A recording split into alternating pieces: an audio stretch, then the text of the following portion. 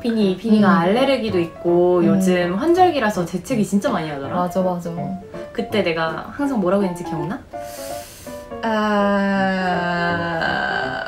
재채기한테 그걸 어떻게 기억해? 뻔뻔하고만. 그럴 줄 알고 내가 오늘 확실하게 설명해보려고. 알겠어. 기억해? 일단 설명 전에 기침하다랑 재채기하다의 차이점을 알려주고 싶은데 이거를 왜 얘기를 하냐면 사실 오늘 설명할 표현이 재채기할 때만 사용이 가능한 거잖아. 그래서 이거를 먼저 짚고 넘어갈게. 기침하다는 우리가 목이 아프거나 아니면 뭐 감기에 걸려가지고 콜록콜록 할 때 쓰는 게 기침하다잖아. 이거는 프랑스어로 투세. 그리고 재채기하다는 코가 간지러워서 아니면 알러지 때문에 에치 하는 게 재채기 하다잖아. 이거는 프랑스어로 에테르뉴에야.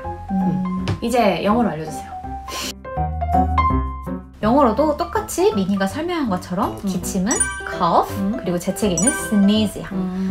그리고 뭐 이미 너무 많이 알고 있을 것 같은데 누가 재채기를 했다 이러면 bless you, God bless you 라고 얘기를 해주면 되고 내가 이 말을 들었다 그러면 thank you 라고 가볍게 얘기해주면 돼. 맞아. 한 가지만 덧붙이자면 내가 재채기가 한 번에 안 멈출 수도 있잖아. 그때는 excuse me 이렇게 해주면 돼. 그러면 좀 예의 있겠지?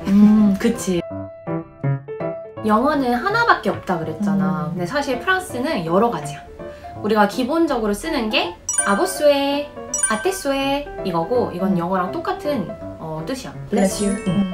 그리고 연달아서 두 번째로 재채기를 한다 이러면 우리는 아보자모, 아테자모 라고 얘기를 해. 그런데 또 세 번째로 연달아서 한다 이러면 Est que les tiennes durent toujours? 아니면 Est que les vôtres durent toujours? 라는 말을 써. 너무 긴데? 그래서 사실 이렇게 연달아서 세네 번 재채기를 했을 때는 걱정을 해줘. Ça va? 이렇게. 그게 훨씬 낫다. 그치. 더 짧으니까. 너무 길어. 그리고 사실 아보스웨, 아테스웨 이렇게 얘기를 했을 때 비니가 얘기한 것처럼 merci 라고 하는 게 맞지. 그렇게 대답을 해야 돼. 근데 나 사실 이 아테스웨, 아보스웨 같은 경우에는 너무 반사적으로 사실 나오는 거잖아. 그지? 그래서 나는 수업을 할 때 학생들이 재채기를 하면 아보스웨 이렇게 얘기를 한다?